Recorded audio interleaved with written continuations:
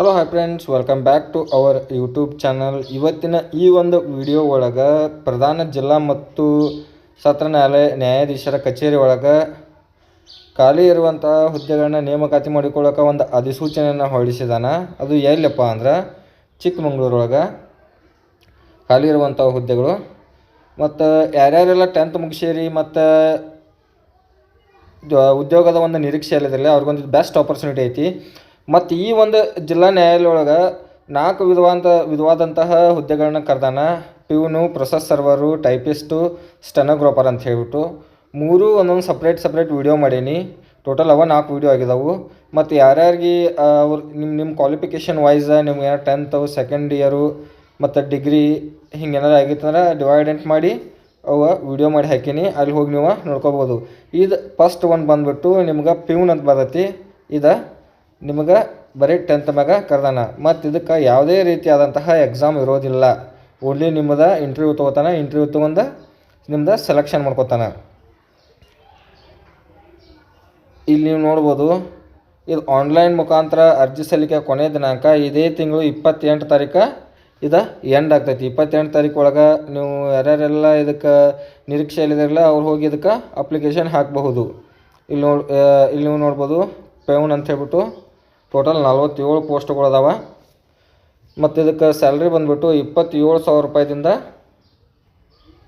46,675 ರೂಪಾಯಿ ಮಟ್ಟ ಇದಕ್ಕೆ ಸ್ಯಾಲ್ರಿ ಸಿಗ್ತೈತಿ. ಮತ್ತು ಇಲ್ಲಿ ಹುದ್ದೆಗಳ ವರ್ಗೀಕರಣ ಮಾಡಿದಾನೆ ನೋಡಿರಿ. ಮತ್ತು ಇದು ಮಹಿಳಾ ಅಭ್ಯರ್ಥಿಗಳಿಗೂ ಇಲ್ಲಿ ಕಾಲಾವಕಾಶವನ್ನು ಇಲ್ಲಿ ಅವಕಾಶವನ್ನು ಕೊಟ್ಟದಾನ.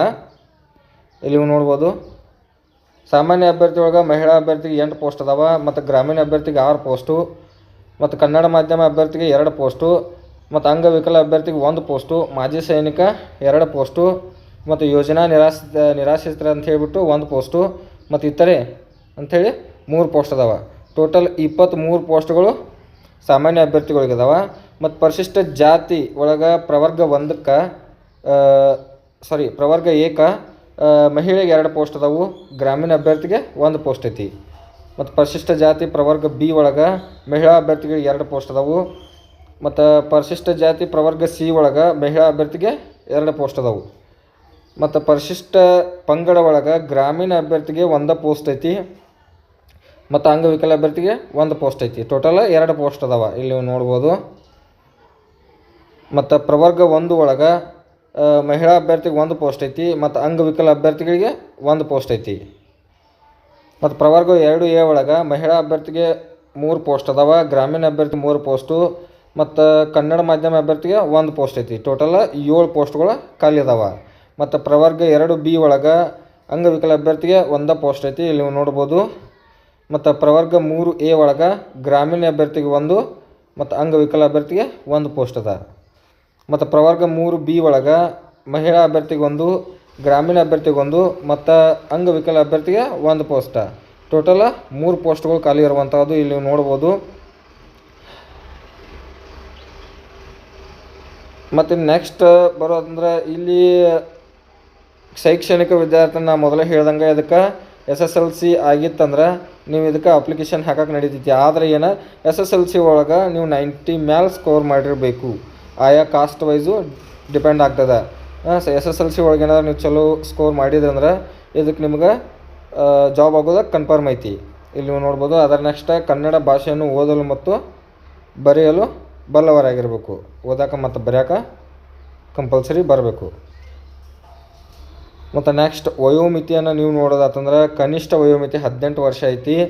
ಸಾಮಾನ್ಯ ವರ್ಗಕ್ಕೆ 40 ವರ್ಷ, ಮತ್ತು 2A 2B 3A 3Bಗೆ 43 ವರ್ಷಗಳ ವಯೋಮಿತಿ ಐತಿ. ಮತ್ತು ಪರಿಶಿಷ್ಟ ಜಾತಿ ಪರಿಶಿಷ್ಟ ಪಂಗಡ ಪ್ರವರ್ಗ 1ಕ್ಕೆ 45 ವರ್ಷ ಮಟ್ಟ ವಯೋಮಿತಿ ಸಡಿಲಿಕೆಯನ್ನು ಇಟ್ಟದನ್ನು. ಮತ್ತು ಇದು ಅರ್ಜಿ ಸಲ್ಲಿಸುವ ವಿಧಾನ ಅಂತೂ ಆನ್ಲೈನ್ ಮುಖಾಂತರನೇ ಐತಿ. ಅದಕ್ಕೆ ನೀವು ತುಂಬಬೇಕಾಕತಿ, ಅರ್ಜಿ ಶುಲ್ಕವನ್ನು ತುಂಬಬೇಕಾಕತಿ. ಸಾಮಾನ್ಯ ಅಭ್ಯರ್ಥಿಗಳಿಗೆ 300 ರೂಪಾಯಿ ಐತಿ. ಪರಿಶಿಷ್ಟ ಜಾತಿ ಪರಿಶಿಷ್ಟ ಪಂಗಡ ಪ್ರವರ್ಗ 1 ಅಂಗವಿಕಲ ಅಭ್ಯರ್ಥಿಗಳಿಗೆ ಯಾವುದೇ ಶುಲ್ಕ ಇರುವುದಿಲ್ಲ. ಮತ್ತು ಪ್ರವರ್ಗ 2A 2B 3A 3Bಗೆ 150 ರೂಪಾಯಿವರೆಗೂ ಇದರದ ಅರ್ಜಿ ಶುಲ್ಕವೈತಿ.